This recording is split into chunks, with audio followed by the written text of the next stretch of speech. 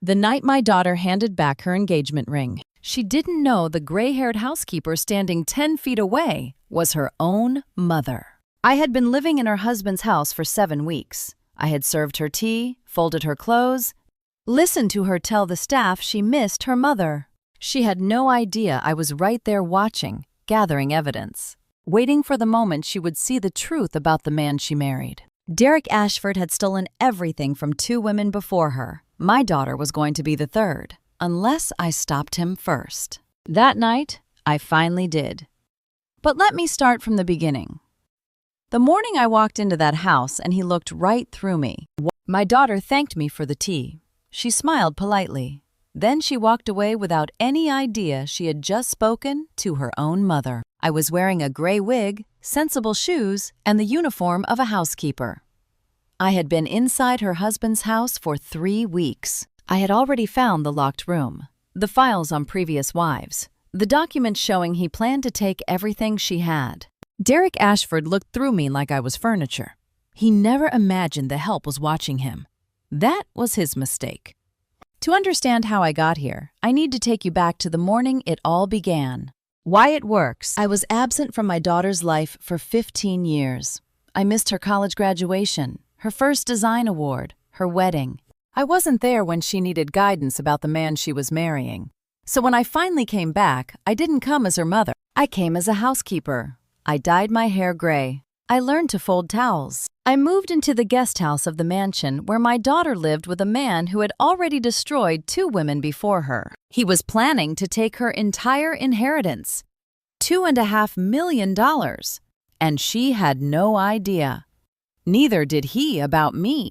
Before I tell you what happened next, let me explain how a mother becomes invisible to save her own child. Have you ever had to protect someone you love, even when they didn't know you were watching? Yes, no, or maybe you're living it right now. I read every one. Quick note, some details are fictionalized to highlight the lesson. What matters is the message it carries. The morning I became invisible was the morning I started seeing everything. I stepped into the kitchen of the Ashford estate at exactly 7 o'clock, wearing a plain gray uniform and 22 years of training that had kept 2 presidents alive. My name is Grace Hartwell. I am 58 years old. I spent my career standing behind the most powerful men in the world, watching for threats they never noticed. Now I was watching for a different kind of danger, the kind that had wrapped itself around my daughter's life. Derek Ashford sat at the Marble Island reading the Financial Times. He was 37, impeccably dressed in a tailored charcoal suit, with the kind of face that photographs well and reveals nothing. The CFO of a private real estate development firm, twice divorced, and engaged to marry my daughter in 8 weeks. He did not look up when I entered. "Don't enter the room at the end of the hall," he said, still reading. "Don't touch my phone if I leave it somewhere. Don't ask about my schedule." 3 rules, delivered without eye contact, without greeting, without acknowledging I was human. "Understood, Mr. Ashford." He pointed toward the refrigerator with one finger. "The list has everything else. Margaret, was it?" "Yes, sir." My cover name. The property management company had arranged everything. References, background, the whole identity. Margaret Collins, 61, widowed, 15 years of housekeeping experience, clean record, unremarkable, invisible. Derek Ashford finally glanced at me, the way you might glance at a piece of furniture you're considering replacing. Then he returned to his newspaper. I walked to the refrigerator and studied the typed list. Cleaning schedules, dietary restrictions, laundry instructions. At the bottom, underlined twice. No visitors, no questions. How many powerful men had I stood behind without them ever knowing my name? How many threats had I neutralized while they discussed policy and profits?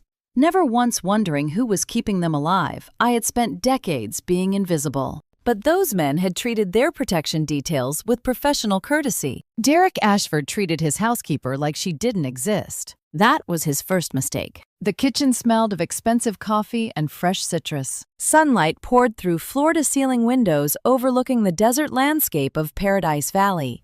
The countertops were white marble, cold under my fingertips. Everything gleamed. Everything was controlled. And somewhere in this house was evidence of what Derek Ashford really was. I had 3 months of research on this man. 2 ex-wives who had entered marriage with assets and left with almost nothing. A pattern of financial manipulation so clean it had never triggered legal attention. And now my daughter, Natalie, with her $2.5 million inheritance from her grandfather, walking straight into the same trap. She didn't know I was here. She didn't know I had taken this job. We had barely spoken in 15 years. My fault.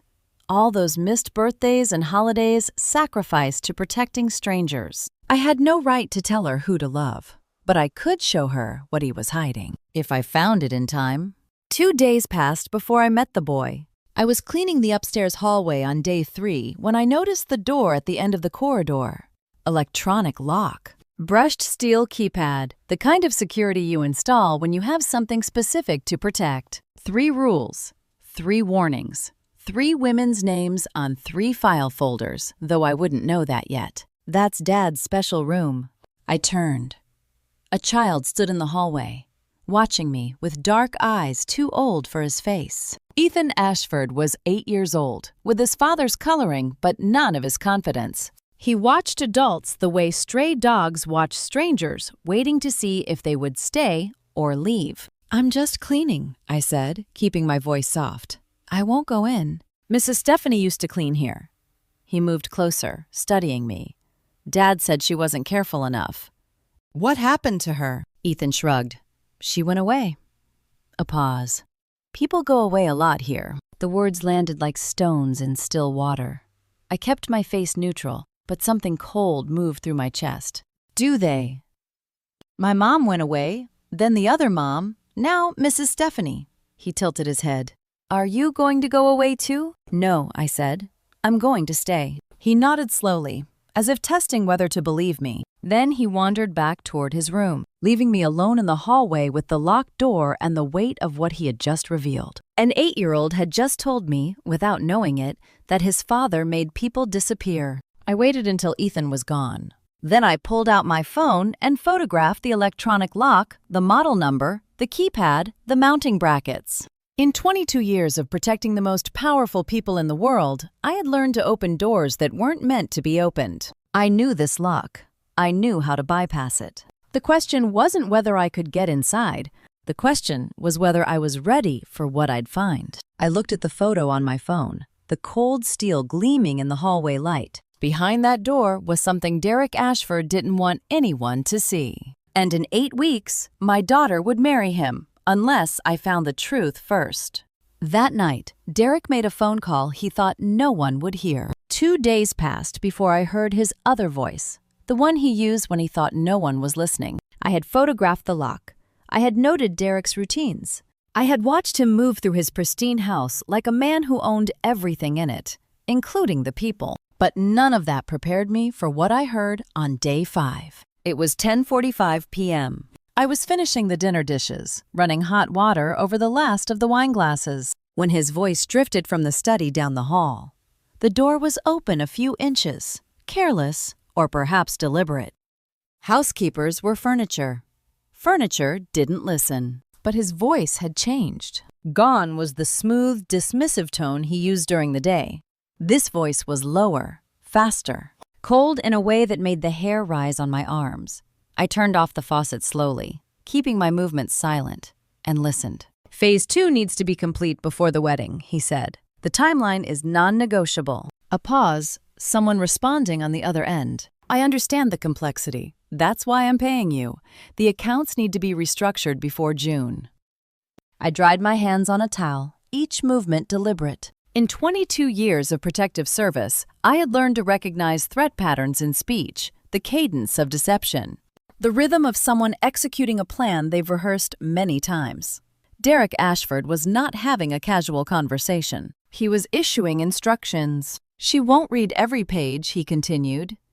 And something in his voice made my stomach turn.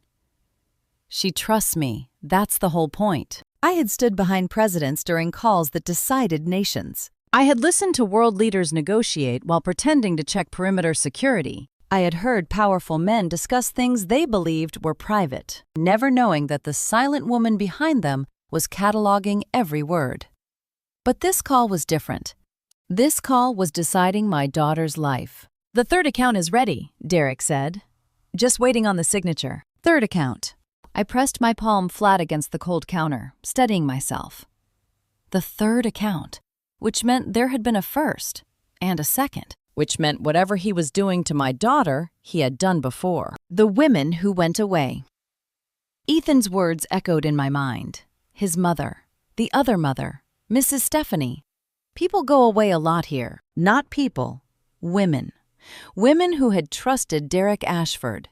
"The prenup is designed exactly as we discussed," he said now, his voice carrying the satisfaction of a man who had won a game before it started. "By the time she realizes what she signed, the assets will already be restructured. 18 months, maybe less. She trusts me." 3 words. The entire strategy in 3 words. I forced myself to breathe normally. Forced myself to stay still. In the field, panic got agents killed. Here, panic would get my daughter's future destroyed. I needed facts. I needed evidence. I needed to understand exactly what Derek Ashford was planning before I could stop it. Her mother is the only concern. Derek continued, and my blood went cold. "She's been asking questions," making Natalie second-guess things. "But once we're married and relocated, that won't be a problem. Distance handles family interference." Her mother. He was talking about me, not Margaret Collins, the housekeeper, Grace Hartwell, the estranged mother his fiancé sometimes mentioned. He saw me as an obstacle to be managed, a variable in his equation. He had no idea how close that obstacle actually was. The call continued for another few minutes. Financial terms I filed away for later analysis. References to a lawyer whose name I didn't catch. A timeline that centered on June, the wedding. Everything converged on the wedding. Then, silence. The creak of a chair. Footsteps approaching. I turned the faucet back on, kept my hands moving in the soapy water, kept my face as empty as the desert outside. Derek appeared in the kitchen doorway, backlit by the hallway light. He looked at me the way you look at furniture you're considering moving. "Still here. Just finishing, Mr. Ashford." He nodded once, poured himself a glass of water, and left without another word. His footsteps retreated up the stairs. A door closed. I stood at the sink for a long time, water running over my hands, staring at nothing. My daughter was marrying a man who had already budgeted her betrayal. Phase 2, third account, 18 months. He had a system. He had done this before, and somewhere in this house, probably behind that locked door, was proof of exactly what happened to the women who came before. Natalie. I thought of my daughter's face in the photos I'd studied before taking this job. 31 years old, an interior architect with her own clients, her own vision, her own life. She had inherited her grandfather's money and her grandmother's trusting heart. She had no idea what kind of man she was planning to marry. And I had 8 weeks to show her. I dried the last glass and put it away. Tomorrow, I would start building a case.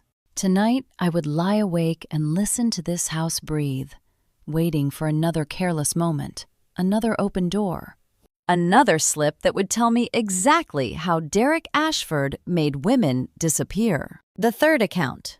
He had said, I needed to find the first 2. My daughter walked through the door on Saturday, and I served her tea like a stranger. Natalie Hartwell stood in the marble foyer wearing a cream blazer and rust-colored slacks. Her auburn hair swept into a low chignon that exposed the sharp cheekbones she'd inherited from my mother. At 31, she'd grown into the kind of woman who commanded attention without demanding it. Her posture perfect, her movements deliberate, every inch the successful interior architect she'd become without any help from me. "Thank you so much, Margaret," she said, accepting the porcelain cup I offered. "Derek mentioned we had a new housekeeper. It's lovely to meet you." I smiled the way I'd trained myself to smile during decades of protection details. Warm, professional, forgettable. "The pleasure is mine, Mrs. Hartwell." She didn't flinch, didn't squint, didn't tilt her head the way people do when something feels familiar, but they can't place it. My own daughter looked straight through me like I was furniture. 15 years. 15 years since I'd last held her, since I'd made the choice that cost me everything. The gray hair and glasses and different names shouldn't have been enough to erase a mother's face from a daughter's memory. But I'd erased myself first, long before the disguise. The jasmine scent from the diffuser mixed with Natalie's perfume, the same Jo Malone I'd bought her for her 21st birthday. She still wore it. That small continuity cracked something in my chest I'd thought was long since healed. Derek appeared from his study, all smiles and proprietary touches. He kissed Natalie's cheek, then wrapped an arm around her waist in a gesture that looked affectionate but functioned as a cage. "Darling, I was just telling Margaret about the Sedona house," Natalie began, "the renovation timeline. Margaret doesn't need to worry about the Sedona property." Derek's voice stayed pleasant, but his grip on Natalie's waist tightened visibly. "That's family business." Natalie's sentence died incomplete. She'd been about to say more. I could see the words forming. But she swallowed them with the ease of long practice. Her smile didn't waver, but something behind her eyes dimmed. I knew that dimming. I'd worn it myself during my marriage to Richard. Before I'd learned that silence wasn't survival. It was slow suffocation. "Of course, sir," I said, lowering my gaze. "I'll be in the kitchen if you need anything." I retreated to my post behind the counter, polishing crystal that was already spotless, while I watched Derek orchestrate every topic of conversation. Natalie mentioned a client project. Derek redirected to his golf handicap. She asked about their upcoming anniversary. He discussed the catering budget without asking her opinion. How do you warn someone who doesn't know you exist? The answer? I was learning. Was that you didn't, not directly. You gathered evidence. You built a case. You waited for the moment when the truth would land hard enough to shatter whatever spell held them in place. Natalie left at 4, kissing Derek's cheek in the driveway while I watched from the kitchen window. She drove a white Range Rover Sensible. Expensive. Exactly what Derek would have chosen for her. I wondered if she even remembered what kind of car she'd wanted before she met him. That night, I waited until Derek's study light clicked off before slipping into the hallway outside his bedroom. The house was old enough that sound traveled through the ventilation system if you knew where to position yourself. Derek was on the phone. His voice had changed lower, colder, stripped of the southern charm he performed during daylight hours. "The prenup won't matter after she signs the trust amendment," he said. "Same timeline as the others. 18 months after the wedding, give or take." A pause. Then laughter. The kind that made my skin crawl. "I've done this twice before. Marcus. Patricia didn't see it coming. Linda definitely didn't. And Natalie won't either, because she thinks I'm the fairy tale ending her pathetic mother couldn't give her." I pressed my back against the wall, forcing my breathing to stay silent. Patricia, Linda. 2 names. 2 women who'd walked into Derek Hartwell's life and presumably walked out with nothing or didn't walk out at all. "The third account is almost ready," Derek continued. "Once she transfers her inheritance into the joint trust, I'll have access to all of it. Her grandmother's estate, her savings, everything. Then I start the isolation phase. You know how it goes." My hands stopped trembling. They went completely still, the way they used to before a protection detail went active. This wasn't just about protecting Natalie from a con man. This was about finding Patricia and Linda, about discovering what 18 months after the wedding actually meant. I had a name now. Marcus. A lawyer. Possibly. A fixer. Probably. And I had a timeline. 18 months. Natalie had married Derek 14 months ago. 4 months. I had 4 months to find the women who came before my daughter and learn exactly what happened to them when Derek Hartwell was finished. Patricia and Linda would have to wait. I needed more than names whispered into a phone. I needed records, documents, proof of what Derek had done to the women before my daughter. But that Friday afternoon, I found myself facing a different kind of witness. Children see everything adults try to hide, and Ethan Ashford had been watching his father's marriages disappear for half his life. I was pruning the roses in the backyard when the boy appeared beside me, his sneakers silent on the flagstone path. He stood there, watching my hands work the shears, his expression far too serious for an 8-year-old. "Margaret," his voice was small. "Can I ask you something?" I set down the shears and knelt to his level. Of course, Ethan. Do you know what happened to Mrs. Sarah? He picked at a loose thread on his shirt sleeve. Dad says she went away because she wasn't good. The words landed like stones in still water. Mrs. Sarah. Another name. Another woman who had occupied this house, this life, this child's heart, and then vanished. What do you mean, wasn't good?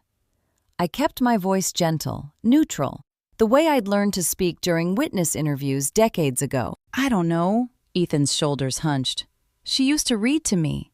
Then one day Dad said she had to go because she didn't follow the rules, like Mrs. Patricia before her. Patricia, the same name from Derek's phone call. Not a distant ex-wife, someone this child remembered.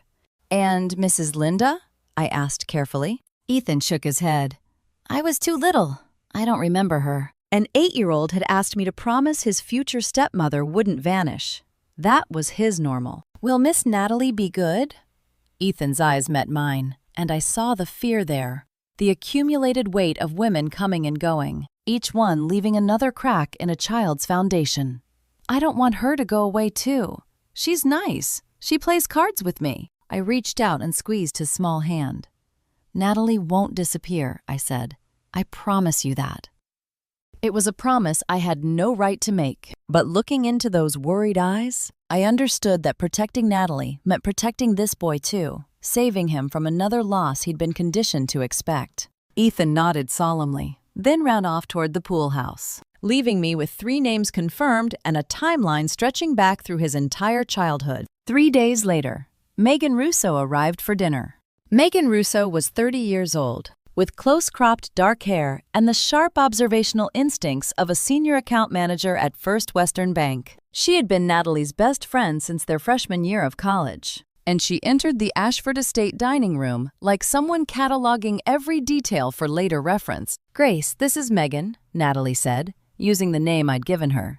She's basically my sister. Pleasure to meet you, Margaret. Megan shook my hand firmly, her gaze lingering a beat too long on my face. Natalie says you've been wonderful. Just doing my job, ma'am. Dinner conversation flowed around the mahogany table, Natalie's latest design project, Derek's golf tournament, the unseasonable heat. I moved between kitchen and dining room, refilling water glasses, clearing plates, invisible in the way good household staff learn to be. Then Megan mentioned her work. We've been seeing so many offshore account setups lately, she said, reaching for her wine. It's actually fascinating the structures people use. Shell companies layered on shell companies. Derek's knuckles went white on the wine glass the moment Megan said, offshore. Sounds tedious, he said, his smile not quite reaching his eyes.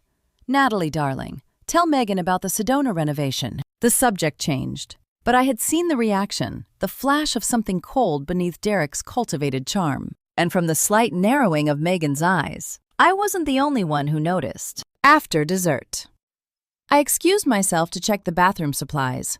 Megan appeared in the doorway 30 seconds later, closing the door behind her. Is he always like this? She whispered. The way he watches everything she says. I kept my expression blank. I've noticed things, but I'm just the housekeeper. No, you're not. Megan studied me with an intensity that made me wonder what she saw. I don't know what you are, but you're not just a housekeeper. The way you watch him, watching her, that's not domestic help. That's surveillance. How long had she been watching him? And what had she already seen? Natalie is my employer, I said carefully. I want her to be safe. So do I. Megan's jaw tightened. I've known her since we were 18. She's changed since she married him. Smaller, quieter, like she's disappearing piece by piece. The bathroom fell silent, except for the distant clink of dishes being cleared. Megan paused at the door, her hand on the frame. I work at First Western. I see accounts every day. She looked at me. Really looked. Past the gray wig and the uniform.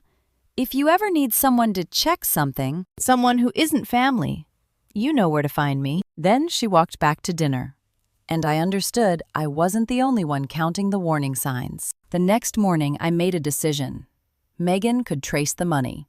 But I needed someone who could trace the women, someone with access to databases and records that no bank employee could touch. I needed Victor Crane. a man I hadn't spoken to in 22 years. Victor Crane answered on the second ring, as if 22 years of silence had been nothing but a long pause. Grace Hartwell. His voice carried the steady calm of a man who had spent 2 decades in the Secret Service before transferring to FBI financial crimes, and who still remembered every agent he'd ever partnered with. At 55, Victor had outlasted 3 directors and buried more secrets than most people ever learned. I was wondering when you'd call. You knew I would. I know you. Grace, you don't reach out unless you need something you can't get yourself. A chair creaked on his end. What's the name? Derek Ashford, Scottsdale. I need everything public record can tell me about his previous marriages. Victor didn't ask why. That was the thing about old partners they understood, that some questions were better left for later. Give me 2 hours. He called back in 90 minutes. Sarah Ashford, he read from what I assumed was a screen full of court documents. Married 3 years, divorced 18 months ago, lost custody of the boy. Lost custody. I pressed the phone tighter to my ear. On what grounds? Financial instability. Court records show she couldn't account for joint assets during discovery. Her attorney argued she'd been systematically excluded from financial decisions, but the judge wasn't convinced. Victor paused. She had money when they married. Grace, family trust, about $400,000. When they divorced, she walked away with 15% of marital assets. The rest went to Ashford. 15%. Sarah Ashford walked into that marriage with her own money and left with scraps. What about the first wife, I asked. Patricia. Still digging. Records are older, some sealed. But the pattern looks similar. Marriage, isolation, financial transfer, divorce. He keeps the house, keeps the kid, keeps the money. The wives walk away looking like they lost everything through their own mismanagement. It's not mismanagement. No, Victor agreed. It's not. But proving that takes more than public records. You need someone inside. I was inside. The question was how long I could stay there before the walls closed in.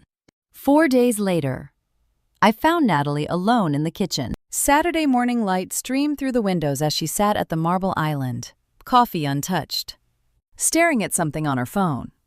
Derek had left for his golf tournament at dawn. Ethan was at a friend's house. For the first time since I've entered this household, my daughter and I were truly alone. I moved through my routine wiping counters, checking the pantry inventory while I calculated my approach. Direct questions would raise suspicion, but oblique ones might plant seeds. Mrs. Hartwell, I said, keeping my voice casual. I couldn't help noticing the photographs in the study. Mr. Ashford's previous wife, she seemed lovely. Natalie's shoulders tensed almost imperceptibly. Sarah, yes, she was. His first 2 marriages, I continued, pushing gently. Did he ever say what happened? They weren't compatible. Natalie set down her phone, and I felt her attention sharpen. Why would you ask that? How do you warn your daughter about a predator without revealing you've been hiding in plain sight? I apologize, ma'am. It's not my place. I turned back to the counter, but the silence stretched too long. Margaret. Natalie's voice had changed harder, more focused. Have you read the prenup he gave you? Every page. The question hung in the air. I hadn't meant to ask it out loud. The words had slipped past my careful control, driven by something deeper than strategy. Natalie stood slowly, her coffee still untouched. What do you know? I know that details matter, I said, keeping my face neutral. In legal documents, in marriages, in the things people don't say. You're not like the other housekeepers. I turned to face her fully, meeting her eyes for the first time as something other than invisible help. I pay attention to details. She was looking at me now, not through me. And I didn't know if that was progress or disaster. Natalie studied me for 3 long seconds. I could see the calculations behind her eyes. The same sharp intelligence that had made her successful in her career now turned toward the gray-haired woman standing in her kitchen. So do I, she said finally. Then she walked out, leaving her coffee cold on the counter. And I realized something that sent ice through my veins. My daughter had inherited more from me than my cheekbones. She was starting to investigate. The question was what she would find, and whether she would find it before Derek noticed her looking. I had wanted to protect her from a distance, to gather evidence quietly, build a case, present her with undeniable proof when the moment was right. But I had pushed too hard, asked questions that a normal housekeeper would never ask. And now Natalie was watching me with the same suspicious attention I had been directing at her husband. Two investigations running parallel, mother and daughter, each hiding something from the other, each circling the same predator from different angles. Victor's words echoed in my mind. You need someone inside. I was inside, but so was Natalie. And if she kept pulling threads, she might unravel the wrong secret first. I needed to move faster. The locked room at the end of the upstairs hall, the one Derek kept secured even from the household staff, had been calling to me since my first week. Whatever evidence existed of his pattern, his methods, his plans for my daughter's inheritance, it would be there. Wednesday. Derek would be in meetings all day. I had the master access code from the property management company. I had run out of reasons to wait. Wednesday noon. Derek was locked in his study on a conference call, his voice a distant murmur through two closed doors. I climbed the stairs with a stack of fresh towels as cover, turned left at the landing, and stopped at the door I had been circling for weeks. The electronic lock beeped once, the light turned green, and I pushed open the door Derek Ashford had forbidden anyone to enter. I had expected a home office, a private study with sensitive business documents, perhaps evidence of the offshore accounts Megan had mentioned. What I found was worse. The room was small, no larger than a walk-in closet, but meticulously organized.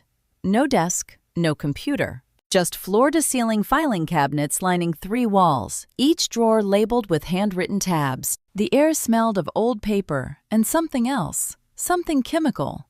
The preservative scent of documents meant to last. I stepped inside and closed the door behind me. The first cabinet was labeled Acquisitions, the second, Transitions, the third, Current. I opened Current first. 3 names on 3 tabs. 3 women reduced to manila folders in a locked room. Patricia Wells, Sarah Ashford, Natalie Hartwell, my daughter's name, typed in the same clinical font as the women who came before her, filed alphabetically under H, like inventory in a warehouse. I pulled Patricia's folder first. The earliest documents dated back 12 years, property records, bank statements, a prenuptial agreement with highlighted clauses, photos of a woman in her 30s, blonde, smiling in what looked like engagement photos. Then the documents shifted divorce filings, custody motions, financial declarations showing assets transferred systematically over 3 years of marriage.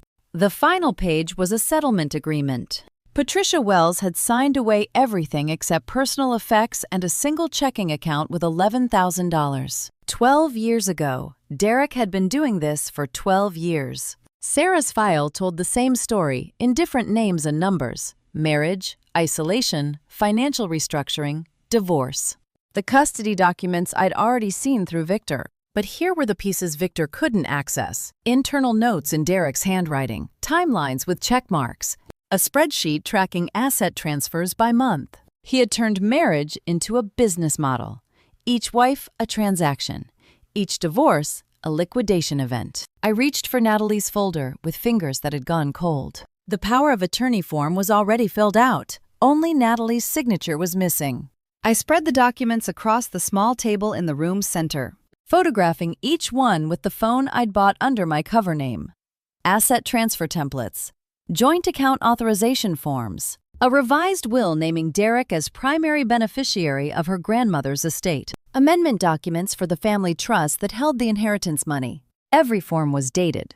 Every signature line was blank except one Derek's, already signed, already witnessed by someone named Marcus Whitfield, the same Marcus from the phone call. Not just a fixer, a co-conspirator with a notary stamp. The dates told the real story. The asset transfer form was dated 2 weeks before the engagement was announced. The power of attorney template, 3 months before the wedding.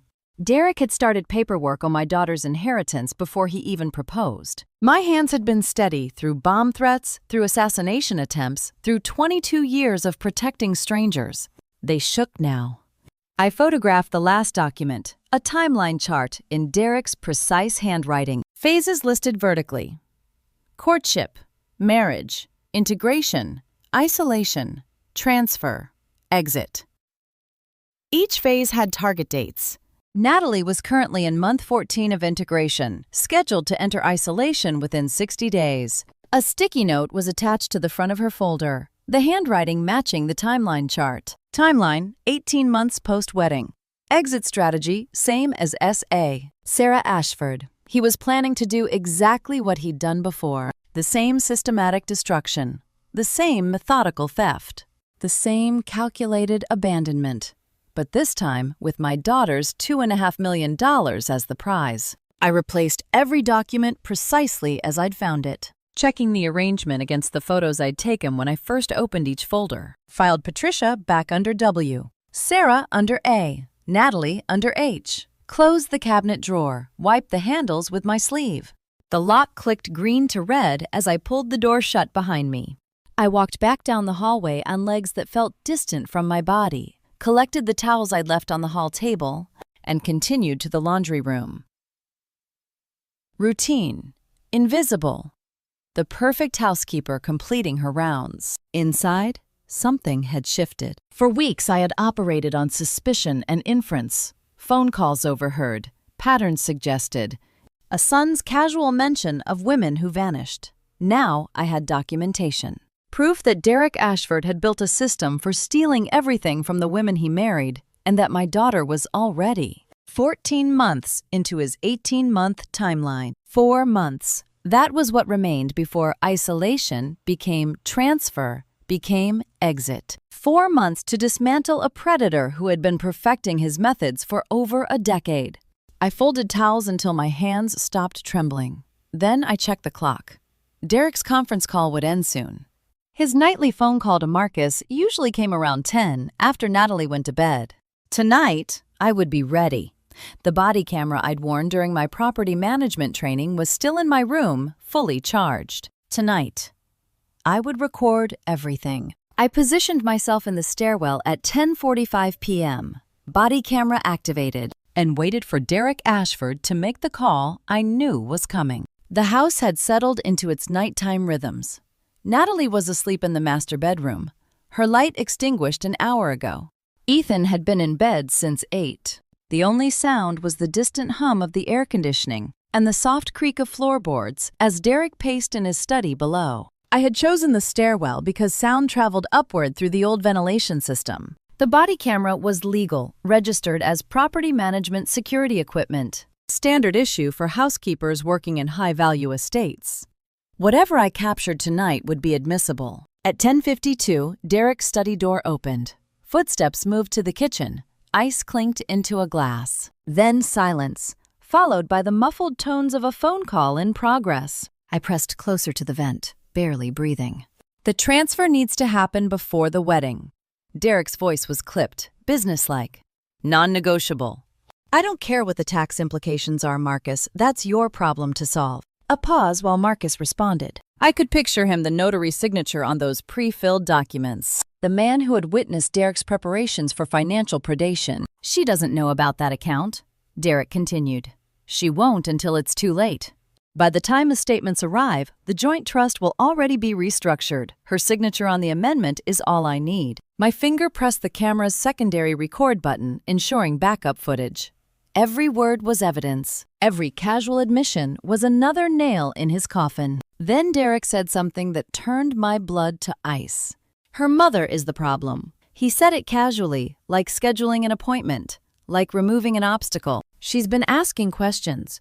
Natalie mentioned something about family money, about wanting to reconnect before the trust transfers. We need to handle that before June. Handle. The word hung in the air like a threat. Derek didn't know I was in his house. He thought Natalie's mother was out there somewhere. A distant figure who might complicate his plans. He was talking about eliminating my influence before I could interfere, and he had no idea I was already inside his walls, recording every word. I don't care how you do it, Derek said. Find something. Old debts, legal troubles, anything that makes her look unstable. If Natalie thinks her mother is a liability instead of an ally, she'll sign whatever I put in front of her. The call ended. Derek's footsteps retreated to the study. The house fell silent again. I stayed frozen in the stairwell for another 20 minutes, waiting until I was certain he had settled for the night. Then I crept back to my room, locked the door, and sat on the edge of the bed with the camera in my hands. I had evidence now. Recordings, photographs, documented patterns spanning 12 years. I could go to Natalie tomorrow, reveal everything, force a confrontation. But she wouldn't believe me. 15 years of missed birthdays, of phone calls that never came. I had protected strangers while my daughter grew up without me.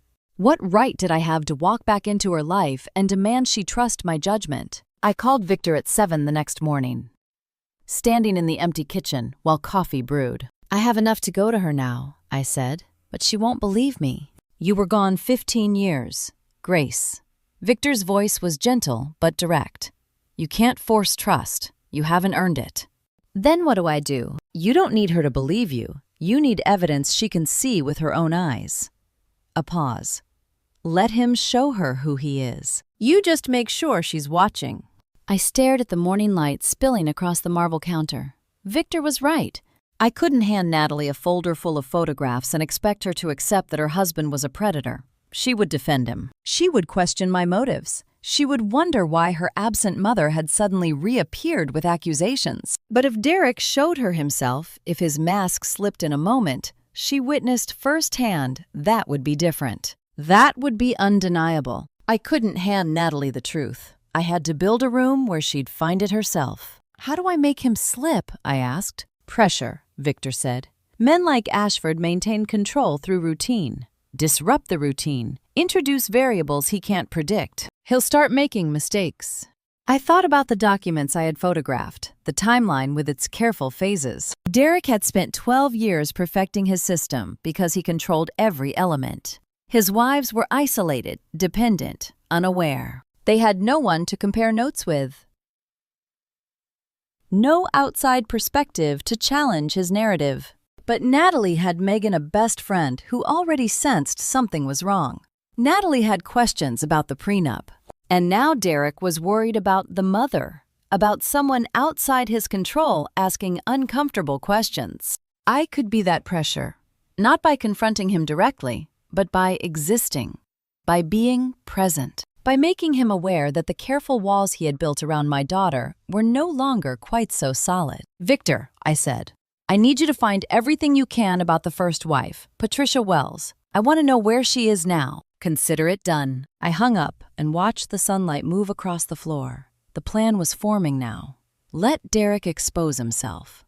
Make sure Natalie was watching. And if he tried to handle me before that happened, I would be ready. I had faced men who wanted to kill presidents. This one just wanted to steal my daughter's money. Victor found Patricia Wells on Thursday, living in Albuquerque, working as a bookkeeper. Still rebuilding her life 12 years after Derek Ashford had dismantled it. But before I could process that information, something shifted inside the house itself. Derek came home 3 hours early on Monday and stood in the doorway, watching me fold towels like I was the most interesting thing he'd seen all week. I kept my movement steady, unhurried. Fold, stack, smooth. The routine of invisible work. But I felt his attention like a weight on my shoulders. Deliberate, probing, dangerous. Mrs. Collins? He didn't move from the doorway. How long have you worked for property management company? 12 years, Mr. Ashford. The answer was part of my cover story, rehearsed and documented. 4 different companies, primarily high-end residential properties. And before that, administrative work, nothing interesting. I set down the last towel and turned to face him, keeping my expression pleasant and bland. Is there something I can help you with, sir? Derek stepped into the room, his footsteps soft on the carpet. He moved the way certain men do when they're assessing a threat. Casual on the surface, coiled underneath. You observe a lot, Mrs. Collins. His voice was silk over steel, more than most housekeepers. My job requires attention to detail. Mr. Ashford. It's what your property management company pays me for. He studied me for a long moment, his eyes tracing my face with an intensity that made my skin prickle. I suppose it does. Two predators in the same house, circling each other. The difference was I knew what he was hunting. He had no idea what I was. Derek left without another word, but the encounter marked a shift. Over the following days, I noticed him watching more carefully, glancing at me when I entered rooms, checking whether I was within earshot before making calls. His instincts had registered something wrong, even if his conscious mind hadn't identified what. I adjusted accordingly, became more invisible, spoke less, let Margaret Collins fade into the wallpaper while I gathered what I needed. Friday evening changed everything. I was in the kitchen preparing appetizers for a small dinner party, just Derek, Natalie, and two of his business associates when I heard them in the living room. Derek's voice carried that particular warmth he used when he wanted something. "I had Marcus drop the final paperwork today," he said. "Just a formality before the trust amendment goes through." I moved to the doorway, cloth in hand, ostensibly checking if they needed refills. Natalie sat on the cream sofa, a folder of documents in her lap. Derek stood over her, one hand resting on her shoulder in a gesture that looked affectionate but functioned as pressure. "It's standard, sweetheart." His thumb traced circles on her collarbone. "You don't need to read every page." I had the lawyers explain it all to me. It just protects both of us. Natalie looked at the documents, then up at her husband. Something flickered in her expression, doubt. Or maybe the instinct she'd inherited from a mother she didn't remember. "I want to understand what I'm signing," she said. The room went still. Derek's thumb stopped moving. "Don't you trust me?" The question every manipulator asks when they're losing control. "Of course I trust you." Natalie's voice was careful, measured.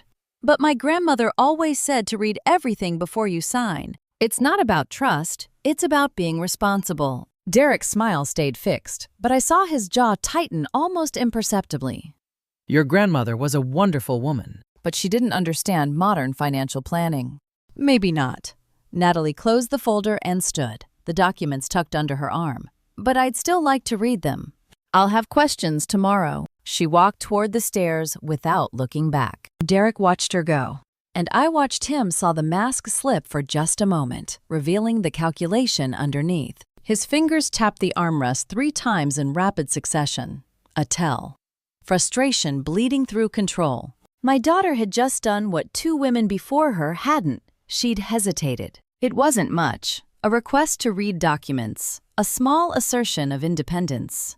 But in Derek's carefully constructed world, where every wife had signed what he presented without question, it was seismic. I retreated to the kitchen before he could notice my attention. Hands busy with appetizers, ears straining for what came next. Derek waited until Natalie's footsteps faded upstairs. Then he pulled out his phone and stepped toward the far window, turning his back to the room. His voice dropped to a murmur I couldn't fully hear, but I could read his lips in the reflection of the glass. "Background check," he said. 2 words, clear as daylight. He was investigating someone.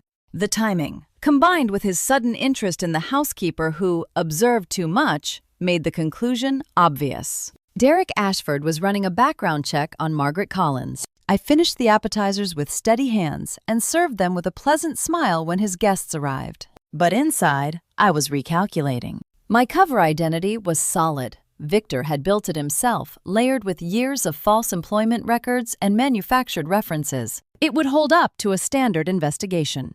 But Derek wasn't standard. He had resources. He had Marcus Whitfield, who knew how to dig. And if they looked hard enough, they might find the seams. I had bought myself time by becoming invisible.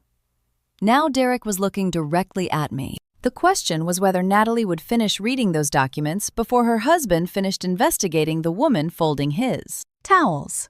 The drawer was a 1/4 inch off from where I'd left it, and in my world, a 1/4 inch meant someone had been looking. I stood in the doorway of my small room at the edge of the Ashford property, cataloging the disturbances. The toiletry bag shifted 2 inches right. The closet door, not quite latched. The edge of the mattress showing a crease where someone had lifted it to check underneath. Professional work. Thorough, but not destructive. The kind of search that hoped to go unnoticed. Victor answered on the first ring when I called from the parking lot of a grocery store 3 miles away. "Phoenix PI," he said without preamble. "Hired 4 days ago. Ran your cover identity through every database he could access." What did he find? Nothing before 2001. Your file is clean because it doesn't exist. Victor's voice carried a note of grim satisfaction. He told Derek you're a ghost. No employment records. No tax filings. No Social Security activity before you appeared in the property management system 12 years ago. That should have raised red flags. It did, but the PI's conclusion was that you're probably undocumented, using a purchased identity. Derek seemed to accept that. Probably figures you're more controllable if you're illegal. You're a ghost.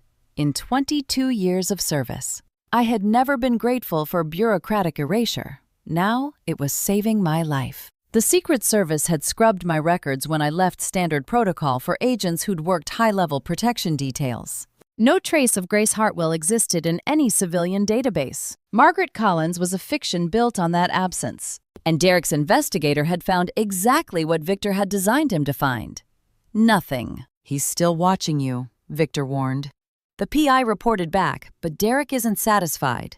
Trust your instincts. I trusted them enough to know I couldn't work alone anymore. Tuesday afternoon. I met Megan Russo at a coffee shop in North Scottsdale, far enough from the Ashford estate that we wouldn't be seen, close enough that I could return before my absence was noticed. Megan arrived in her work clothes, a navy blazer over a cream blouse, her dark hair pulled back in a professional knot. She ordered a black coffee and slid into the booth across from me, her eyes sharp with questions. You said you had something to show me. I pulled out my phone and opened the photograph I'd taken in Derek's locked room, one of the prenup documents. Carefully cropped to remove identifying information, but showing the clause structure clearly. Can you find out if someone opened accounts they didn't tell their partner about? I asked. Hidden accounts, shell companies, asset transfers that happened before a marriage but weren't disclosed during the engagement. Megan studied the image, her expression shifting from curiosity to concern. This is a financial disclosure form. Standard prenup attachment. She looked up at me. But these numbers don't match. The totals here are way under what someone with Derek's lifestyle should have. That's because he's hiding the rest. How do you ask? She looked up at me. But these numbers don't match. The totals here are way under what someone with Derek's lifestyle should have. That's because he's hiding the rest. How do you ask a stranger to risk her career for someone she barely knows? Megan set down her coffee cup, the ceramic clicking against the saucer. Why do you care so much? You're just the housekeeper. The question hung between us. I could lie, tell her I suspected embezzlement, frame it as concerned citizenship. But Megan had already proven she could see through surfaces. She deserved more than another deception. Because 2 other women already lost everything, I said. And the third one is running out of time. Megan's jaw tightened. She understood who the third woman was. I could lose my job for this, she said quietly. Account access without authorization. Running searches on someone who isn't a customer, that's termination, maybe prosecution. I know. But Natalie is my best friend.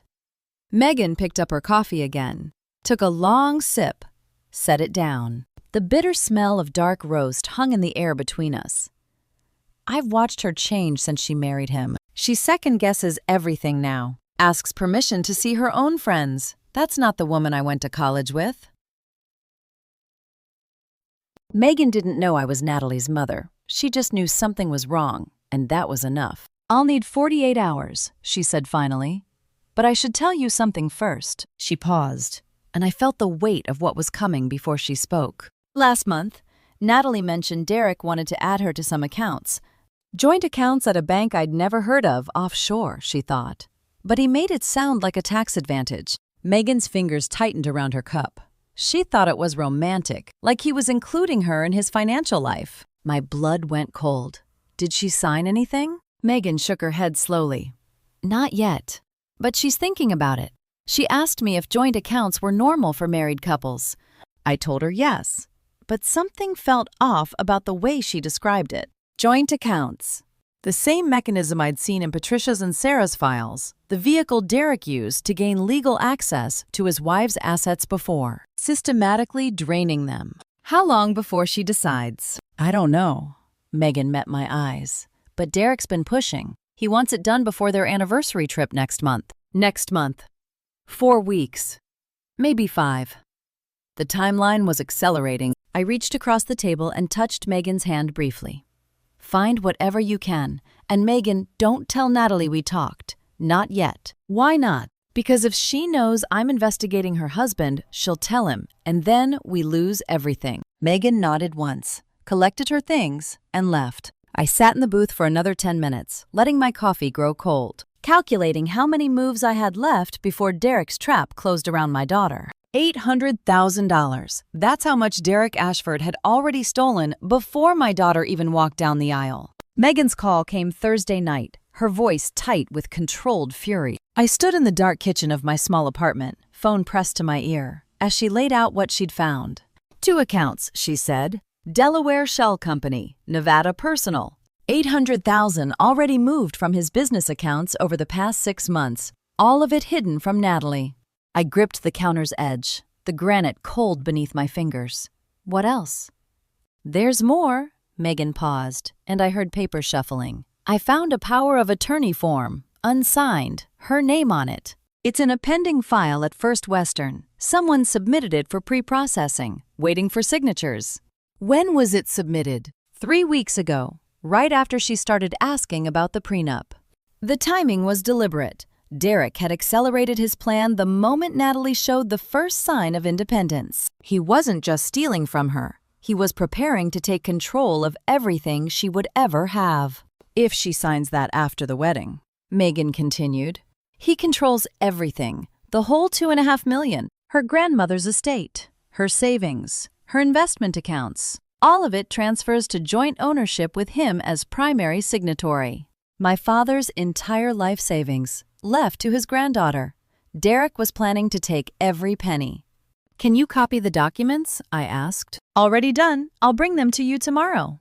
Megan's voice dropped lower. Grace, Margaret, whoever you really are, this man is a predator. I've seen financial abuse before, but this is systematic, planned. He's been building this trap for years. I know, I said. That's why we have to stop him. I hung up and stood in the darkness, calculating. The evidence was mounting. Photographs, recordings, financial records, documented patterns across 3 marriages. But evidence alone wouldn't save Natalie. She had to see Derek's true face herself. She had to choose to walk away. The next evening, I found myself in Ethan's room. Friday nights were my scheduled time with the boy, while Derek and Natalie attended dinner functions. I had come to treasure these hours, the quiet routine of homework help, bedtime stories, the small rituals of a childhood that had been fractured by too many departures. Ethan sat cross-legged on his bed, a chapter book open in his lap. The lamp cast warm light across his serious face as I settled into the chair beside him. Will Miss Natalie stay? He asked, not looking up from the page. I don't want her to go away like the others. The question hit harder than any evidence file. This child had watched women disappear from his life so many times, he'd learned to measure attachment in terms of probable loss. I tucked the blanket around him and realized he had learned to recognize the ones who might stay. She won't disappear like that, I said. I promise. Ethan looked up at me then, his eyes too old for his 8 years. You promised before, about keeping her safe. I remember. I believe you. He closed his book and set it on the nightstand. I knew you weren't really just a housekeeper. You look at people like you're protecting them, like the security guys at Dad's office. The words hung in the air between us. My heart stopped for 3 full beats. How do you explain to an 8-year-old that you're trying to save someone from his own father? Ethan, I said carefully, what makes you say that? The way you watch. He pulled the blanket up to his chin. The other housekeepers just cleaned stuff. They didn't notice things. But you notice everything. You noticed when Dad was mad, even when he was smiling. You noticed when Miss Natalie was sad. I reached out and smoothed the hair from his forehead, the touch grounding me. You're very observant yourself. I have to be. His voice was matter-of-fact. When people leave, there are always signs first. I learned to watch for them. A child who had taught himself to read the warning signs of abandonment. Who had watched 3 women enter his father's orbit and leave diminished. Who had developed survival skills no 8-year-old should need. I won't tell anyone, Ethan said quietly, about you not being a regular housekeeper. I don't know what you really are, but you're trying to help Miss Natalie, I can tell. Thank you, Ethan. He nodded solemnly, then closed his eyes. I stayed until his breathing deepened into sleep, then stood in the doorway, watching his small chest rise and fall. He had figured out my secret in 2 weeks. His father, living in the same house, still saw only a housekeeper. But if an 8-year-old could see through me, how long before Derek looked closer? Victor's call Saturday morning answered that question. The PI is asking about connections to Natalie's family, he said, his voice grim. He found a reference to Grace Hartwell in an old Scottsdale address database. Nothing concrete yet, but he's getting warmer. How long do I have? Hard to say. A week, maybe 2. If he connects your cover identity to your real name, everything falls apart. I stared out the window at the desert morning, the mountains pale against the rising sun. 2 weeks. 2 weeks to expose Derek before he exposed me. The race had entered its final stretch. The PI had found an old address database linking Grace Hartwell to Scottsdale. Victor estimated I had 2 weeks before the connection became concrete. But Tuesday morning, he gave me something that changed the equation entirely. The name Victor gave me that Tuesday morning was Raymond Kessler, and he was already being investigated by the Nevada Bar Association. Raymond Kessler, Victor said, his voice carrying the satisfaction of a hunter who'd finally cornered his prey. Vegas attorney, offshore specialist. He's been Derek's lawyer through both divorces. Raymond Kessler was a Las Vegas attorney who specialized in helping wealthy clients hide assets offshore and who had guided Derek Ashford through 2 profitable divorces. The same lawyer who had witnessed the pre-filled documents in Derek's locked room. The same voice on the other end of those late-night calls. And the Bar Association, I asked? Investigating him for 6 months. Client complaints about misrepresentation, undisclosed conflicts of interest, suspicious fund transfers. Nothing charged yet, but the file is thick. Victor paused. He's dirty, Grace. And if Derek's been working with him for 12 years, there's a paper trail somewhere that leads to prosecutable crimes. The same lawyer, both divorces, both women left with almost nothing. This wasn't improvisation, it was a business model. But Grace, Victor continued, his tone shifting, the PI is now checking family connections. He found your old Scottsdale address in a database. He's cross-referencing it against Natalie's background. How long? A week, maybe less if he gets lucky. I closed my eyes, calculating. 1 week to expose a 12-year predation scheme before my cover collapsed and took everything with it. There's something else, Victor said. I traced Kessler's recent activity. He's been preparing new incorporation documents, another Delaware shell company. Filed 3 days ago. Whatever Derek's planning, he's accelerating. Before I tell you what Derek was planning, what I overheard 2 days later that would change everything, I need to ask, are you still with me? Comment your gut feeling right now. Do you think Derek will succeed, or do you think he's about to make a fatal mistake? Just a few words, so I know what you're sensing. And please note, some of what follows contains dramatized details for storytelling purposes. The lesson is what matters. Thursday evening, I learned exactly what that acceleration looked like. I was cleaning the kitchen after dinner, moving quietly between counter and sink, when Derek's voice carried from the study. He was on speakerphone. Pacing. I could hear his footsteps on the hardwood, and he'd forgotten to close the door completely. Troon North, 80 guests, he said. The announcement will be perfect. Catering's confirmed, venues locked. 2 weeks from Saturday. Marcus Whitfield's voice crackled through the speaker. And Natalie knows about the announcement. She knows it's an engagement party. She doesn't know about the surprise. Derek's laugh was cold, proprietary. She'll love it. By the time she realizes what she's agreed to, everyone will have applauded. The joint trust, the account consolidation. It'll all be presented as a romantic gesture. Her grandmother's inheritance finally becoming our future together. And if she hesitates, no one says no in front of 80 witnesses. Derek's footsteps stopped. That's the whole point.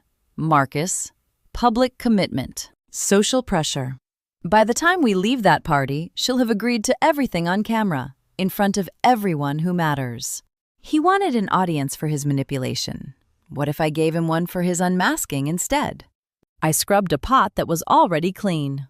My mind racing through possibilities. 80 guests, prominent Scottsdale socialites, business associates, family friends, the kind of people who would remember what they witnessed, the kind of crowd that could turn Derek's carefully staged moment into something very different. Public events cut both ways. I had spent 22 years learning how to control what happened when everyone was watching. "The documents will be ready," Derek asked. "Kessler's finalizing them now.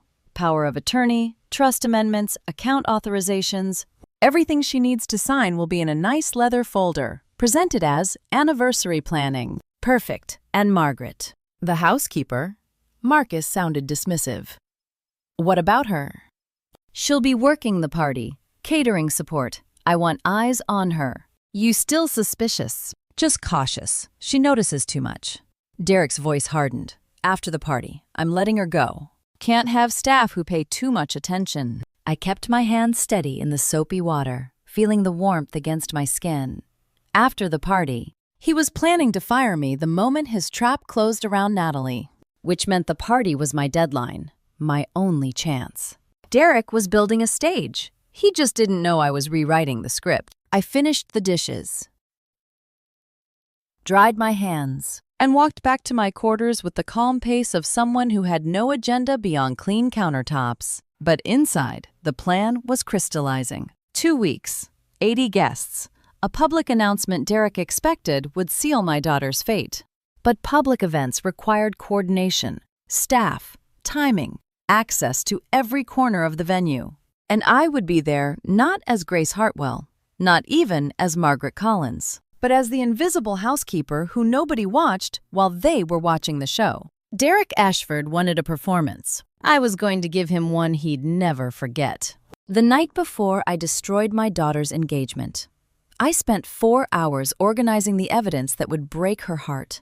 My apartment was silent except for the hum of the air conditioning and the soft rustle of papers as I spread them across the kitchen table. Photographs from Derek's locked room, court documents from 2 previous divorces, bank records showing hidden accounts and systematic transfers, audio files on a USB drive, each one labeled with dates and timestamps. Tomorrow evening, 80 guests would gather at True North Golf Club to celebrate my daughter's engagement. Tomorrow evening, Derek Ashford would stand before those witnesses and announce a romantic surprise designed to trap Natalie into signing away her inheritance. And tomorrow evening, I would step out of the shadows and show her exactly who she had married. I arranged the evidence in the order she would need to see it. First, the photographs of Derek's filing system, 3 women's names on 3 folders. Natalie's tab already thick with unsigned documents. Then the divorce record showing Patricia Wells and Sarah Ashford entering their marriages with assets and leaving with almost nothing. Then the bank statements Megan had provided, proving Derek had already begun moving money into accounts Natalie didn't know existed. The audio recordings came last. Derek's voice, captured through ventilation systems and thin walls, discussing timelines and exit strategies, referring to my daughter as a transaction. Planning to handle her mother before June. I had protected presidents from bullets. Tomorrow, I would protect my daughter from a man who used love as a weapon. The folder grew heavy in my hands as I organized each section. I had spent weeks gathering these pieces, photographing documents by the light of my phone screen, recording conversations I was never meant to hear. Every late night, every risk, every moment of watching my daughter thank Margaret for tea while her actual mother stood invisible beside her. It had all been building toward this. Victor had confirmed the logistics that afternoon. He would be positioned outside the venue with FBI financial crimes backup, ready to move the moment Derek's reaction gave them probable cause. Megan would be inside as a guest, her testimony ready if needed. The trap was set. But traps could catch more than their intended prey. I touched the edge of a photograph, Derek's handwriting on a sticky note. Timeline, 18 months post-wedding. Exit strategy, same as SA, and felt the weight of what I was about to do. Tomorrow, Natalie would learn that her husband was a predator. She would learn that her housekeeper was her mother. She would learn that the woman she trusted had been deceiving her for weeks, watching her most intimate moments, gathering evidence behind her back. I was saving her. I was also betraying her. Each document was a domino. Tomorrow, I would tip the first one. The rest would fall on their own. I slid the evidence into a leather portfolio professional. Anonymous. The kind of folder that could sit in a purse without drawing attention. Then I set it aside and sat in the quiet, staring at the empty table where my daughter's future had been spread out like a crime scene. My phone buzzed.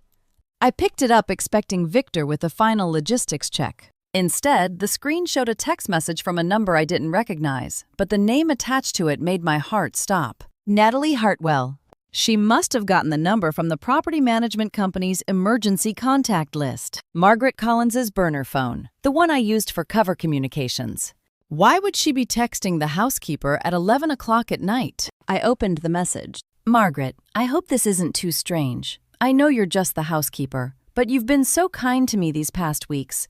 You listen. You notice things. I wanted to tell someone. My engagement party is tomorrow, and I wish my mother could be there. I haven't spoken to her in 15 years, but tonight I keep thinking about her.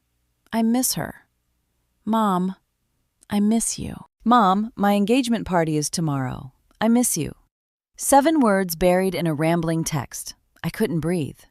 The phone slipped from my fingers onto the table. I pressed my palms against my eyes, but the tears came anyway. Hot, silent, unstoppable. My daughter missed me. She was texting the woman she thought was a stranger, confessing longings she couldn't admit to anyone else, not knowing I had been sleeping under the same roof for weeks.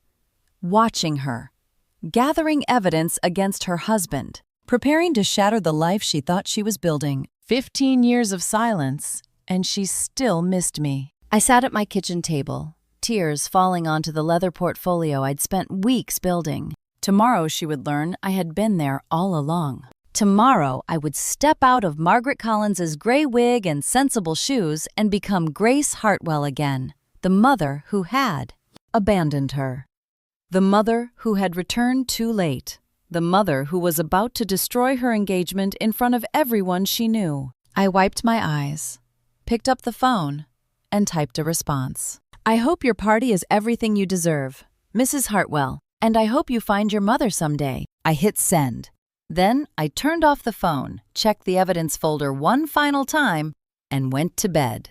Tomorrow, Natalie would find her mother. She just wouldn't find the reunion she'd been imagining. The ballroom at True North glittered with desert sunset light through floor-to-ceiling windows. I walked in wearing a navy dress I hadn't worn in years, the evidence portfolio tucked inside my purse, and scanned the crowd of 80 guests until I found my daughter's face. The moment my daughter's eyes found mine across the ballroom, I watched recognition rewrite everything she thought she knew. Natalie stood near the champagne table, elegant in emerald silk, her auburn hair swept into the same low chignon she'd worn the first time I served her tea. She saw me and smiled the polite smile of an employer greeting household staff at a social function. Mrs. Collins. She stepped closer, head tilting. I almost didn't recognize you without... She stopped. The smile froze. Without the gray wig.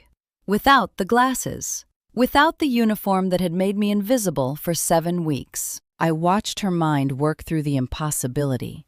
The shape of my face, the way I held my shoulders, the eyes that had looked at her across breakfast tables and kitchen counters and hallways, always watching, always present, always hidden. Mom. One word. 15 years of distance collapsed into a single syllable. We need to talk, I said quietly. Now, before he goes on stage. Natalie's face cycled through shock, confusion, and something that looked like the first spark of anger. But she was her mother's daughter. She knew how to control a reaction in public. She glanced toward Derek, who was laughing with a group of businessmen near the stage, completely oblivious. The restroom, she said. Follow me. She walked ahead, and I followed, navigating through clusters of guests who paid no attention to 2 women moving toward the facilities. The bathroom was empty marble counters, soft lighting, the muffled sound of the party filtering through the door. Natalie locked the door behind us and turned. How long? Her voice was controlled but brittle. How long have you been there? In his house. 7 weeks. Since April. I met her eyes steadily. I saw everything, Natalie. I heard everything. You were the housekeeper. She pressed her fingers against her temples, processing. You served me tea. You folded my clothes. You... Her voice cracked.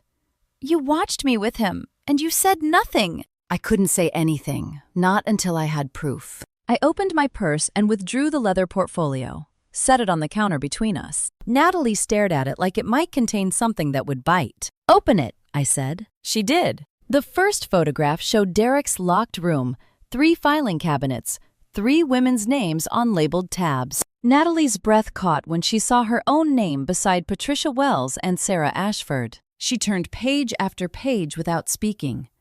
The silence was worse than screaming. Court documents, bank statements, the power of attorney form with her name already typed in, waiting only for her signature. The handwritten timeline: courtship, marriage, integration, isolation, transfer, exit. The sticky note: exit strategy, same as SA. Sarah Ashford, Natalie whispered, Ethan's mother. She left with almost nothing. So did Patricia before her. Derek has been doing this for 12 years. Natalie, you're the 3rd. Natalie closed the folder slowly. Her hands were trembling, but her face had gone still. The kind of stillness I recognized from my own reflection in moments of crisis. Why didn't you just tell me, she asked. When you first came, why the disguise? Would you have believed me? I stepped closer, close enough to touch her but holding myself back. Your estranged mother appears after 15 years with accusations against your husband. You would have thought I was jealous, unstable, trying to sabotage your happiness. Maybe. I needed you to see the evidence with your own eyes. I needed it to be undeniable. Natalie looked at the folder, then at me. The text I sent last night about missing my mother. I got it. You were 10 feet away. Yes. Something broke in her expression. Or maybe something mended. I couldn't tell which. She closed her eyes for a long moment, and when she opened them, the woman looking back at me was different, harder, focused. I had expected tears. Instead, I watched my daughter become someone I recognized, someone who had learned to face danger without flinching. He's about to go on stage, Natalie said. He told me there would be a surprise announcement. Something romantic about our financial future together. The joint trust, the power of attorney. He was going to announce it publicly so you couldn't refuse without embarrassment. 80 witnesses. Natalie's jaw tightened. He wanted an audience. Yes. She picked up the evidence folder and tucked it under her arm. Then she turned to the mirror, checked her reflection, and smoothed a strand of hair that had fallen loose. Her movements were precise, deliberate. The gestures of someone preparing for battle. What are you going to do? I asked. Natalie straightened her shoulders and met my eyes in the mirror. He wanted an audience. I'm going to give him one. She pushed open the restroom door.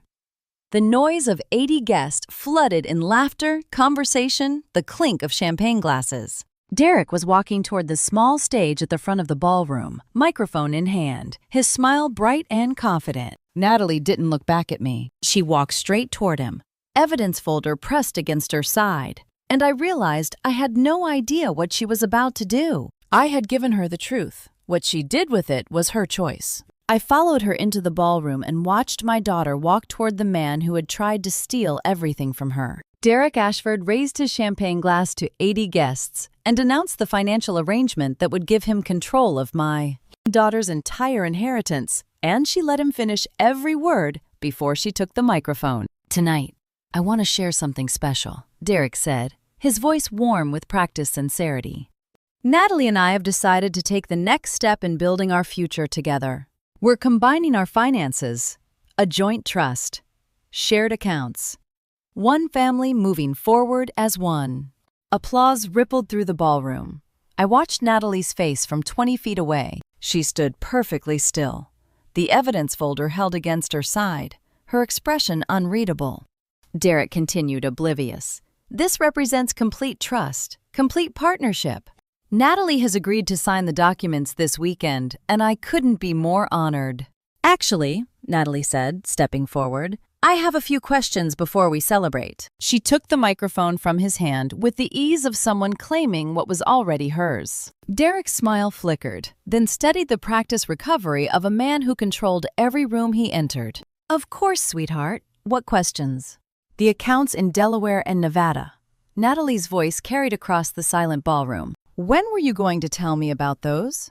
80 guests fell silent. You could hear the champagne bubbles rising in abandoned glasses. Derek's smile didn't waver, but something shifted behind his eyes. I'm not sure what you mean.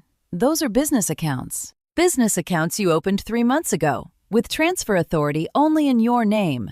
Natalie opened the folder and held up a bank statement. $800,000 already moved, none of it disclosed in our prenup discussions. Whispers began to circulate.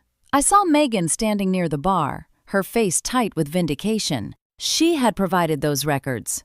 She had helped build this moment. Natalie, sweetheart, this isn't the place. And Sarah Ashford, Natalie's voice cut through his deflection.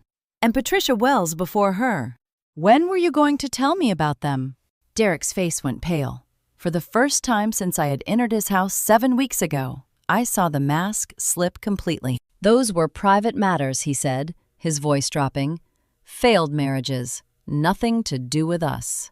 Failed marriages where your wives entered with assets and left with almost nothing. Natalie held up another document, the sticky note photograph, blown up to readable size. Exit strategy, same as SA.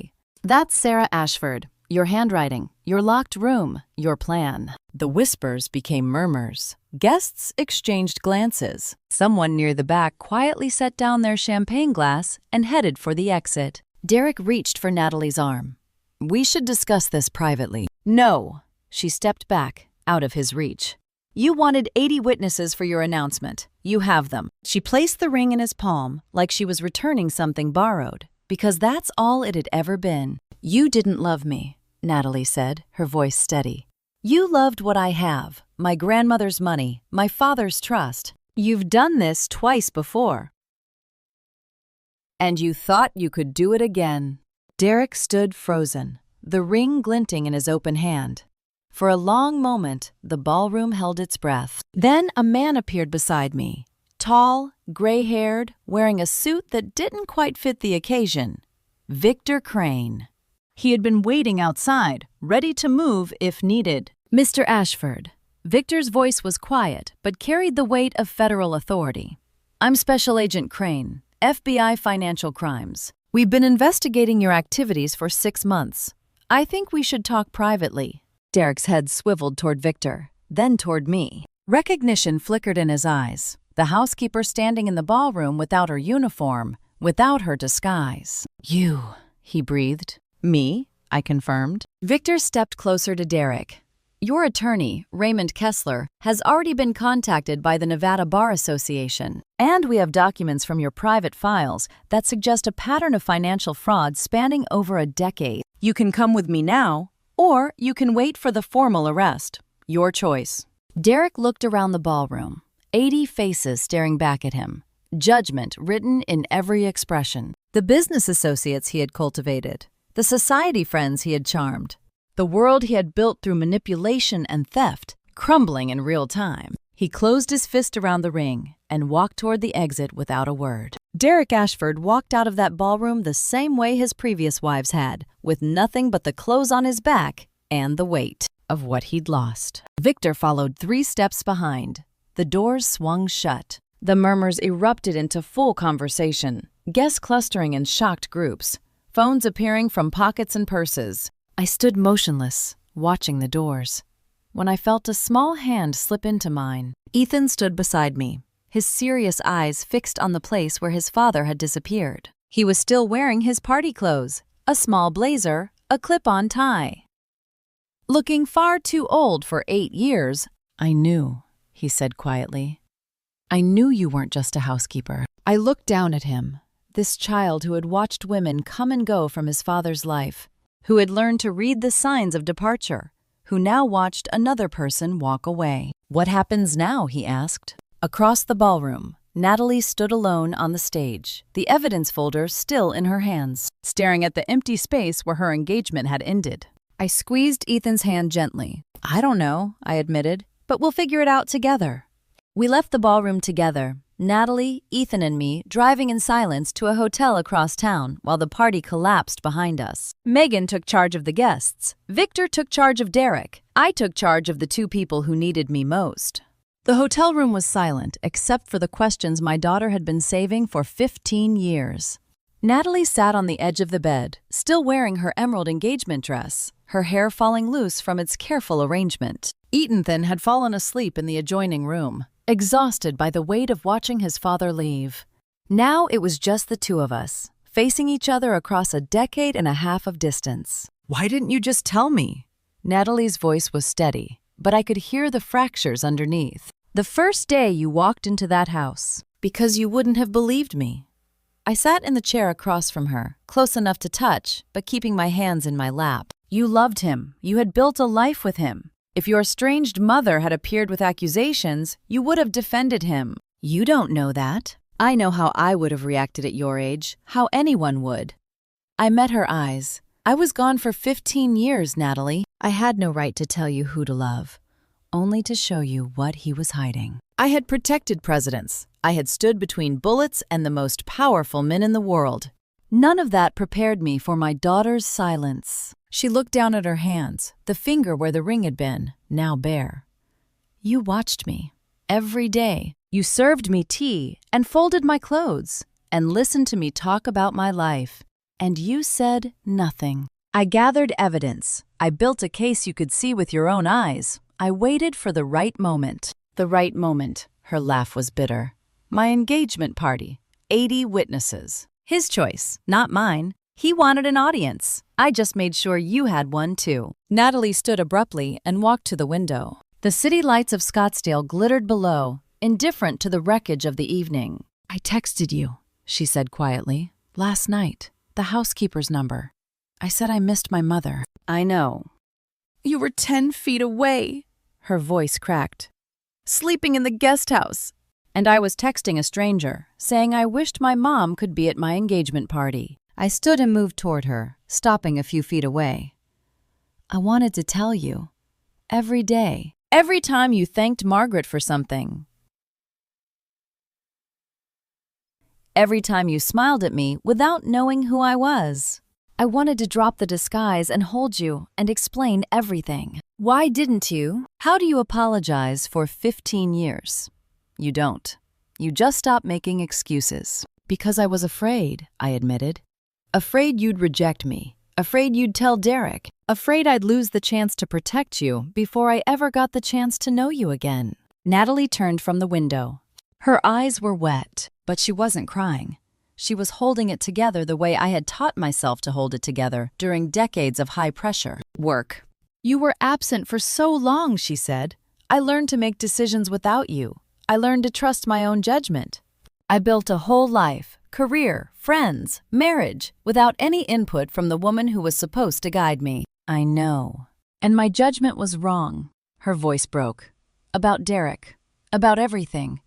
I married a predator and didn't see it. He was good at hiding it. He'd had 12 years of practice. That's not the point. She wrapped her arms around herself. The point is, I needed you. All those years. And you weren't there. And now you show up and save me from my own mistake. And I don't know whether to be grateful or furious or both. Both is allowed, I said softly. The silence stretched between us. The air conditioner hummed. Somewhere in the distance, a car horn sounded. Then Natalie crossed the space between us and hugged me. She hugged me like she was holding on to something she'd been afraid would disappear again. And maybe she was. I wrapped my arms around my daughter for the first time in 15 years. She was taller than I remembered, stronger, more solid. The little girl I had left behind had become a woman who could stand on a stage and dismantle a predator in front of 80 witnesses. She had done that herself. I had only given her the tools. But you came back, she whispered against my shoulder. When it mattered most. You came back. We stood there for a long time, neither of us speaking. The city lights blurred through my tears. Finally, Natalie pulled back and looked at me. Something had shifted in her expression. Not forgiveness, not yet, but the beginning of trust. "What happens to Derek?" she asked. Victor said they've been building a case for months. Federal charges, wire fraud, at minimum, possibly more depending on what they find in Kessler's records. "And what happens to Ethan?" I looked toward the adjoining room, where an 8-year-old boy slept through the collapse of everything he'd known. "I don't know yet," I admitted, "but I made him a promise. I told him you wouldn't disappear." Natalie followed my gaze. "Then I guess we have work to do." The weeks after the engagement party moved in a blur of legal consultations and quiet conversations. Natalie moved into a temporary apartment. Ethan went to stay with a cousin of Sarah's who had stepped forward when the news broke. And I learned what justice looks like when it finally arrives. The FBI moved faster than anyone expected. By mid-July, Derek Ashford's accounts were frozen, and his lawyer was facing disbarment. We gathered in a Scottsdale attorney's office to hear the full scope. Natalie sat beside me, composed but pale. Megan had taken the afternoon off from the bank to be there. The attorney, a sharp-eyed woman named Helen Frost, who specialized in financial fraud cases, laid out the timeline. "The federal investigation is formally open," she said. "Wire fraud charges are certain.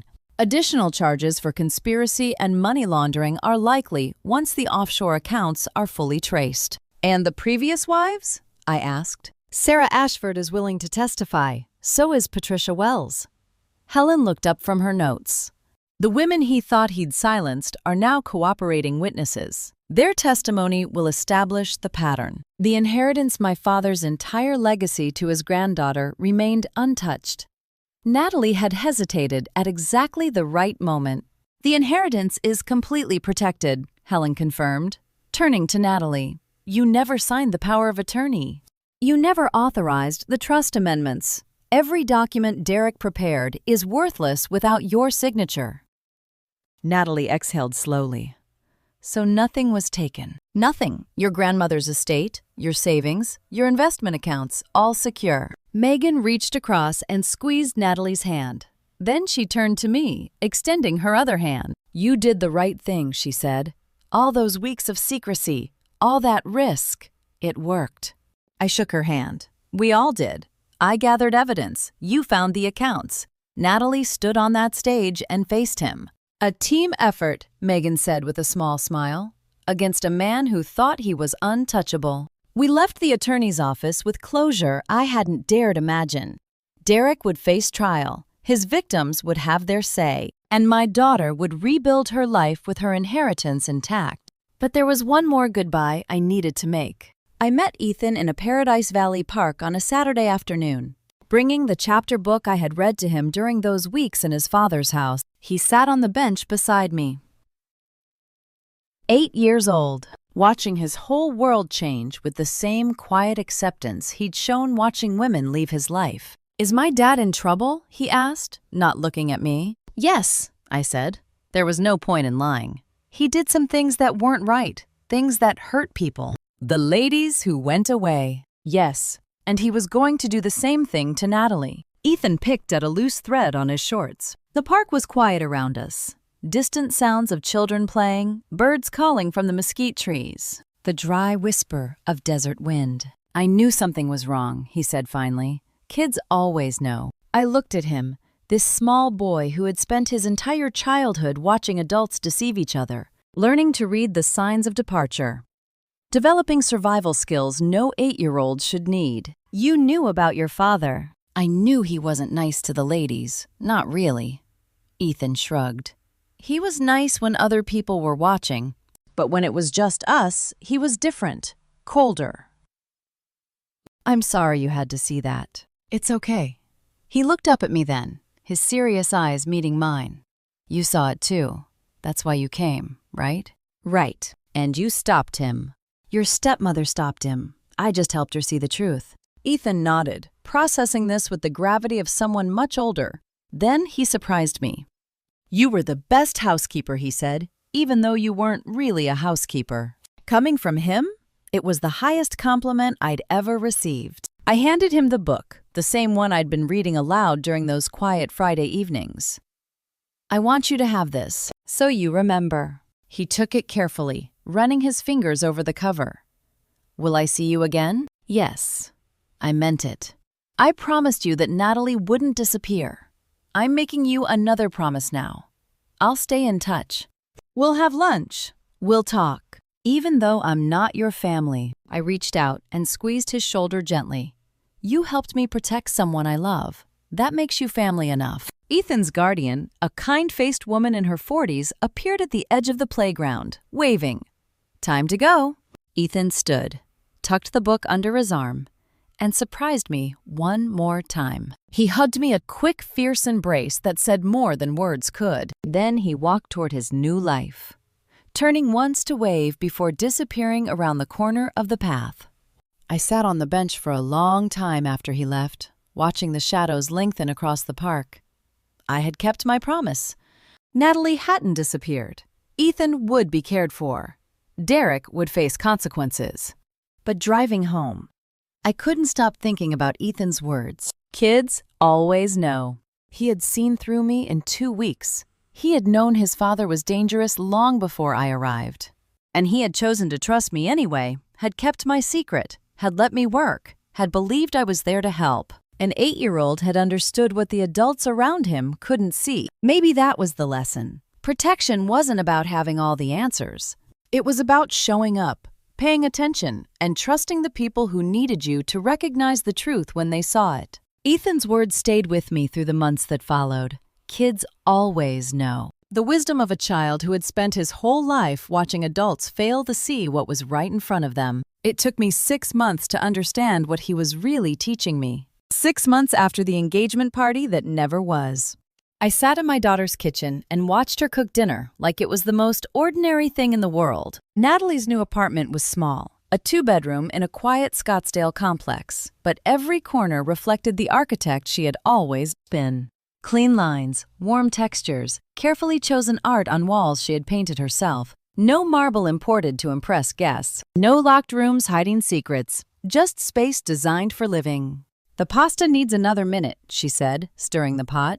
I'm still getting used to this stove. Take your time. I sat at her kitchen table with a glass of wine, watching her move through the small kitchen with easy confidence. She had lost the tension I'd noticed during those weeks in Derek's house, the careful way she'd held herself, always anticipating someone else's reaction. Now she moved like someone who owned her own space. She had designed every corner of this apartment herself. No one else's vision, no one else's control, just Natalie. I've been thinking, she said, draining the pasta, about the first time I saw the housekeeper. Margaret Collins, I said, distinguished career in property management. Natalie laughed a real laugh, unguarded. Something felt familiar. I couldn't explain it at the time.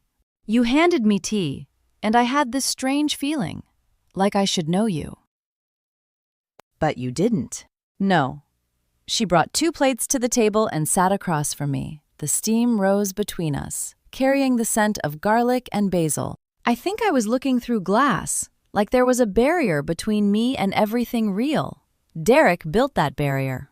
I just didn't know it. And now, no more glass now. She picked up her fork. I see things clearly, including you. We ate in comfortable silence for a while.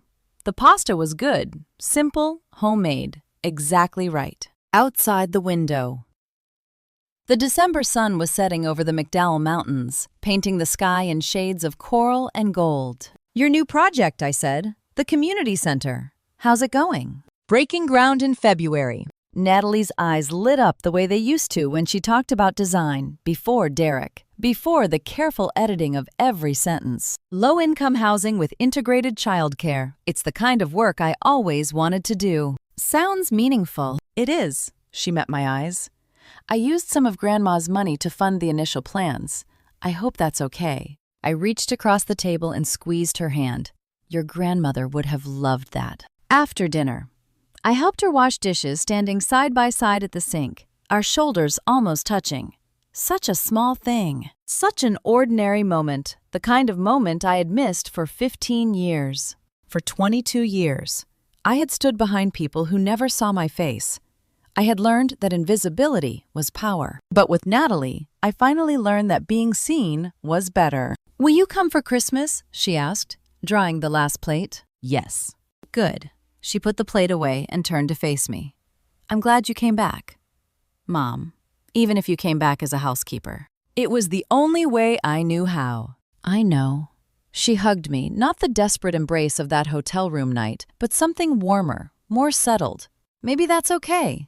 Maybe the how doesn't matter as much as the why. I drove home through the desert twilight, the highway stretching ahead into gathering darkness. The mountains stood black against the fading sky, and I thought about all the years I had spent protecting strangers.